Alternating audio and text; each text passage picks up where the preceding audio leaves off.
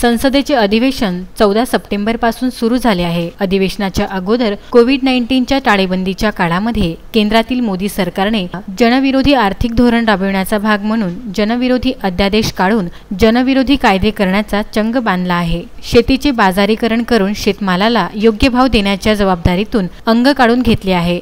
जीवनावश्यक वस्तू पुरवण्याची जबाबदारी नाकारून व्यापाऱ्यांना साठेबाजी करण्याची खुली सूटच केंद्रातील मोदी सरकारने 6 जून 2020 चे जनविरोधी शेतकरी विरोधी अध्यादेश आणून दिली आहे। शेती कंत्राटी पद्धतीने व्यापाऱ्यांना देण्याची वाट मोकळी केली आहे। याशिवाय बँकेचे खासगीकरण करणे, विमा, रेल्वे, विमानसेवा, पेट्रोलियम कंपनीची विक्री करणे व विकासाच्या नावाखाली सार्वजनिक क्षेत्रातील नफ्यात असलेल्या सरकारी कंपन्या उद्योगींच्या घशात घालण्याचा सपाटच मोदी सरकारने सुरू केला आहे। एवढेच नव्हे तर संरक्षण क्षेत्रातील सार्वजनिक कंपन्या सुद्धा विदेशी व देशी भांडवलदारांना विकणे सुरू आहे। ही बाब अतिशय गंभीर असून हे निर्णय देशाच्या दृष्टीने देशविघातक आहे। भारतीय कम्युनिस्ट पक्ष केंद्र सरकारच्या या जनविरोधी निर्णयाचा तीव्र विरोध करतो। 14 सप्टेंबर हा दिवस निषेध दिन म्हणून पाडण्याचे आवाहन भाकपने केले होते। त्या अनुषंगाने भाकप, महाराष्ट्र राज्य किसान सभा, शेतमजूर लालबावटा युनियन, महिला फेडरेशन, आयटक शाखा